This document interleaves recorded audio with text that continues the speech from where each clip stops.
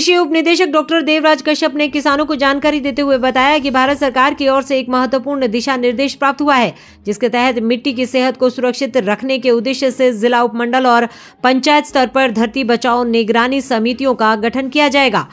Doctor Kashyap ने बताया कि इन समितियों का मुख्य उद्देश्य यह सुनिश्चित करना है कि किसान खेतों में खाद और उर्वरकों का प्रयोग सिर्फ मृदा परीक्षण के आधार पर ही करें। उन्होंने कहा कि खाद का विवेकपूर्ण उपयोग न केवल खेती को टिकाऊ बनाएगा बल्कि किसानों पर पड़ने वाले अनावश्यक आर्थिक बोझ को भी कम करेगा।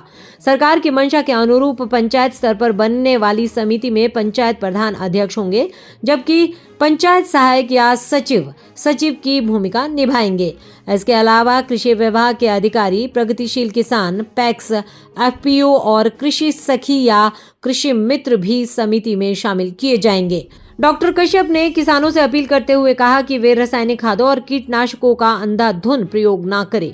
उन्होंने चिंता जताई कि अधिक रसायनों के इस्तेमाल से खाद्य पदार्थों में अवशेष रह जाते हैं, जिससे गंभीर बीमारियों के मामले बढ़ रहे हैं। उन्होंने बताया कि 10 दिसंबर को सभी पंचायतों में इन समितियों का एक्शन प्लान तैयार किया जाएगा, ताकि खाद से अधिक या दुरुपयोग की पहचान की जा सके। साथ ही खाद बेचने वाली एजेंसियों की भी निगरानी होगी। अंत में उन्होंने कहा कि सब्सिडी के दुरुपयोग को रोकना और किसानों को समय पर खाद उपलब्ध कराना सरकार और कृषि विभाग की प्राथमिकता है। भाइयों नमस्कार। मैं आपको कृषि विभाग के माध्यम से अवगत कराना चाहता हूं कि भारत सरकार की तरफ से जो है एक बहुत ही इम्पॉर्टेंट लेटर जो है आया है इसके रिगार्डिंग कि जो फर्टिलाइज़र के लिए धरती बचाओ निगरानी समितियां जो है समितियों का जिला स्तर पे, उपमंडल स्तर पे, पंचायत स्तर पे गठन किया जाना है।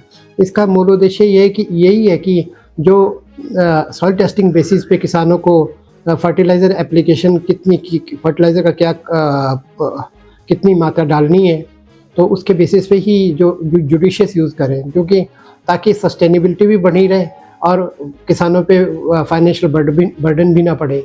तो सरकार ने यही चाहा है कि पंचायत स्तर पर इस तरह की समितियों का गठन किया जाए, जिसमें पंचायत के प्रधान जो है अध्यक्ष होंगे और पंचायत सहायक या पंचायत सचिव जो उसके मेंबर सेक्रेटरी होंगे, हमारे एग्रीकल्चर विभाग का अधिकारी रहेगा इसमें, और प्रोड्यूसर मेंबर जो है जो प्रगतिशील किसान है, प्रोग्रेसिव फार्मर्स हैं और पैक्स हैं और एफपीओज हैं, इनके सभी और कृषि सखी या कृषि मित्र जो इसमें इंक्लूड किए गए हैं, इनका प्राथमिक स्तर पे यही कार्य रहेगा कि किसानों को जो कृषि विभाग तो राय देगा ही, परामर्श देता रहेगा, उनसे किसानों से जुड़ेगा, पर पंचायतों के माध्यम से जो जनमानस है जो फार फ्लंग एरियाज़ में रह रहे हैं उनको एक सूचना जाए कि भी जो हमारे जो केमिकल फर्टिलाइज़र है उनका इस्तेमाल करें, ज़रूरत के मुताबिक करें, सॉइल टेस्टिंग बेसिस पे करें, उससे एक्स्ट्रा ना करें। क्योंकि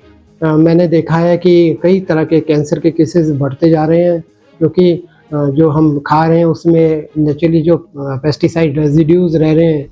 तो मेरा निवेदन यही है कि इन समितियों की जो किसान लोग भी जो है इनसे इनका फ़ायदा उठाएं, और 10 तारीख को जो है सरकार के आदेश है कि सभी पंचायतों में 10 तारीख को 10 दिसंबर को इन समितियों का जो है एक एक्शन प्लान बनेगा, ताकि ये पता लगे कि कहाँ कहाँ फर्टिलाइज़र का ज़्यादा यूज़ होता है और क्या एब्यूसिव यूज़ तो नहीं हो रहा है। कोई एजेंसी है, चाहे इफ़को है, चाहे हिमफेड है, चाहे कोई भी एजेंसी है, या आपकी कोऑपरेटिव सोसाइटीज़ है, या कोई एफपीओज़ है, कोई भी जो इसमें जो फर्टिलाइज़र को बेच रहा है, क्रय विक्रय कर रहा है, वो किसानों को उसी रेट पे दे रहा है, उनके ऊपर भी एक चेक सा रखना है। और दूसरा ये कि किसानों को वक्त पे जितनी उनको ज़रूरत है खाद की, उसके लिए स्ट्रेटजी जो है हमने चाक आउट करनी है। और मतलब इसमें सब्सिडी में बहुत ज़्यादा जो है जो फर्टिलाइज़र में बहुत ज़्यादा सब्सिडी जो इन्वॉल्व है, इससे सरकार का जो पैसा जो मिसयूज़ होता है, तो जितनी ज़रूरत है उसी के मुताबिक जो सस्टेनेबल बेसिस पे किसान खाद का इस्तेमाल करें, यही निवेदन रहेगा। मैं हमेशा आपके लिए कृषि विभाग के अधिकारियों सहित आपकी सेवा में तत्पर हूँ। कभी भी आप हमारे विचार विमर्श कराएं। अगर किसी कोई प्रॉब्लम है हम फील्ड तक उन तक पहुंचेंगे। धन्यवाद।